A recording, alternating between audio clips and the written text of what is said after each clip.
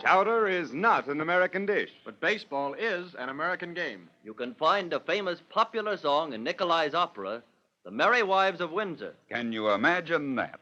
This is Lindsay McCary back with you once more to spread the good tidings that things are not what they seem.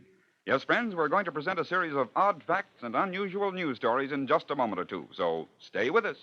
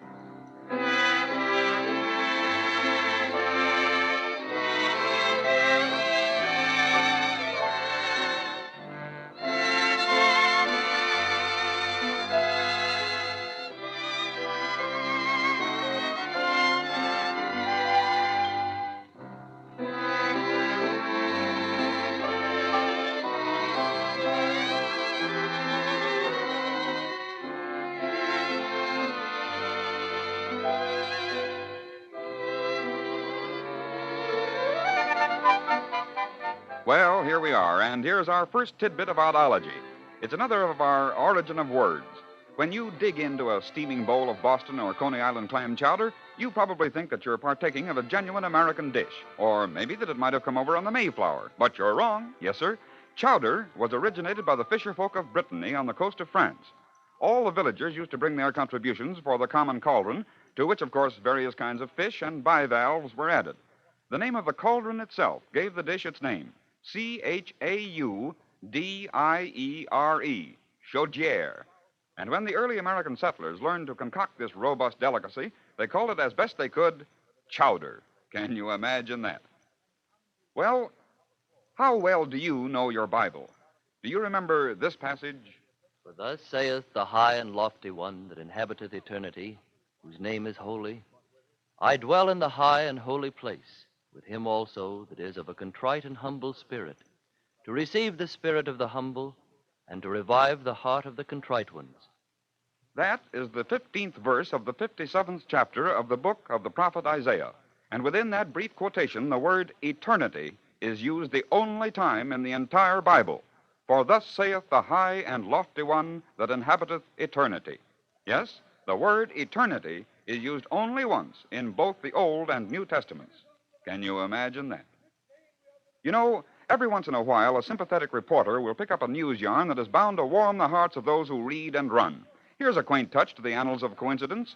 It began in Cambridge, Ohio, on September 6, 1938.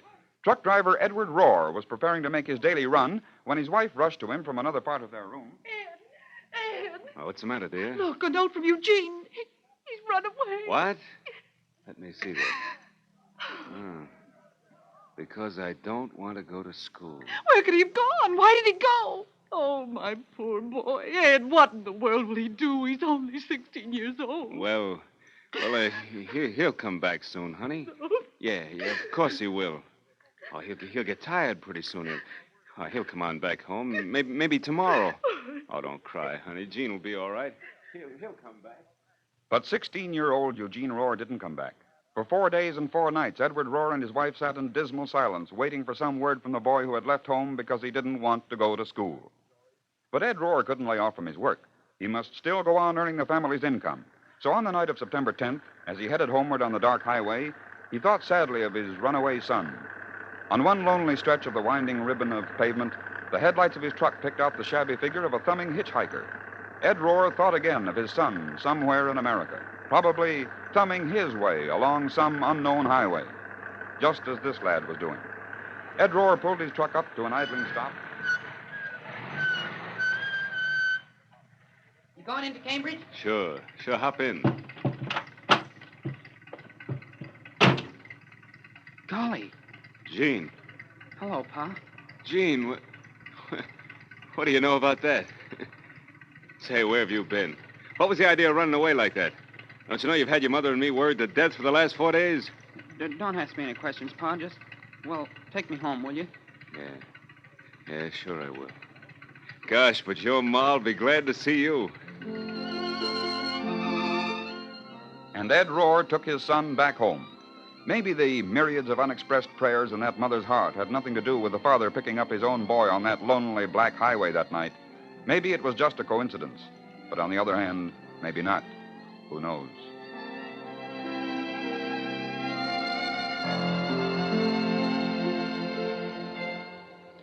Play ball! Play ball, the watchword of the great American game, baseball. But is it the great American game? Well, let's see. When the early settlers in America came to the New World, they brought with them two ancient English games, cricket and rounders. From these games, young boys developed a sort of embryonic forerunner of baseball in which the teams, composed of a catcher and a pitcher, took turns at hitting the ball. The team hitting the ball the greater number of times in a specified number of tries at bat was declared the winner. In 1839, a group of young men in Cooperstown, New York, assembled for a session of this rather crudely organized sport. Among them was a young fellow named Abner Doubleday. Wait, boys, I have an idea. What is it? Well, we've been playing this rather silly game for some time. Silly? Why, Abner, I thought you enjoyed it. Well, I do, Alex, or rather, I did enjoy it, but I think I found a better game. Oh, yeah, what will do you you tell mean? us? Well, here's the way it goes. Look, I fetched this flat slab of stone with me. Well, what's that for? Well, my idea is to place this stone about 50 feet away from where we stand to hit the ball. And after we make a hit, we'll run for the stone. And then the pitcher or catcher can try to touch the runner or throw the ball at him and try to hit him with the ball. And if the runner's touched by the pitcher or catcher or hit by the ball, his team is out. And the other team tries the same procedure. Well, what do you think of it? Well, what'll we call this stone? It doesn't sound right to call it just a stone or a slab. Oh, I've thought of that, too. Let's call it a base. That's okay. And so this 20-year-old lad can be credited with the origin of the great American game. Originally, the game was called One Old Cat. Then, when two bases were included, it was called Two Old Cat. Finally, when a friend of Abner Doubleday, Alexander Cartwright, a student of draftsmanship, became dissatisfied with the haphazard placing of the bases, he laid out what he called a baseball square, placing all bases 90 feet apart. And to this day, that is the exact measurement of the official baseball diamond. I think you'll find it interesting, too, that Abner Doubleday can be credited with two firsts in history. Not only did he create the game of baseball, but as a graduate of West Point, he found himself second in command of Fort Sumter at the outset of the American Civil War, and distinguished himself as the man who fired the first shot in its defense in 1861. Today, the plot of ground where Abner Doubleday and his teammates first played baseball in Cooperstown, New York, is called Doubleday Field. So I imagine it's still proper to call baseball a great American game. Say, do you have any idea what the word kangaroo, Kangaroo, means? Oh, that's silly, Lindsay. It's the name of an animal. Well, quite right. It is now, but do you know what it means? I don't understand. And that's right. The little girl is correct. And your old Professor Quizzlepuss awards her the handsome first prize of a last week's map of the world. Say, what is this? Come on, Lindsay. What's this all about? Well, all right. I'll break down and tell you. You were absolutely right when you said the meaning of the word kangaroo is, I don't understand.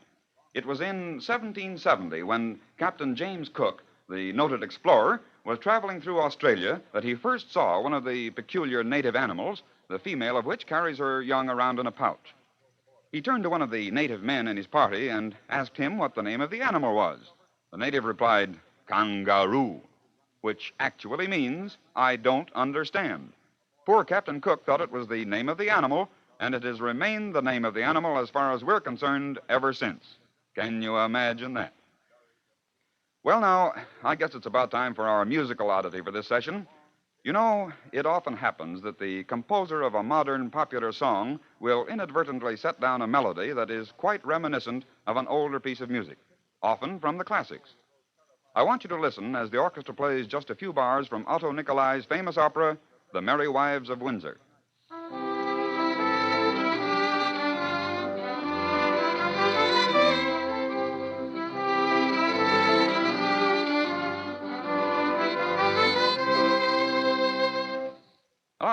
I wonder whether or not you picked out from that little melody the foundation for one of our best beloved popular ballads of a few years back.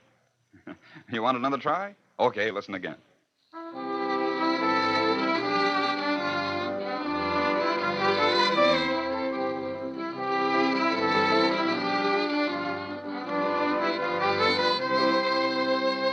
Not yet?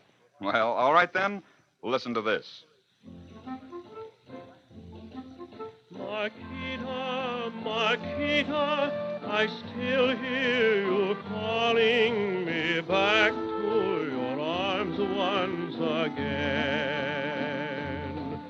I still feel the spell of your last kiss upon me. Since then, life has been all in vain. What has been sadness without you, Marquita?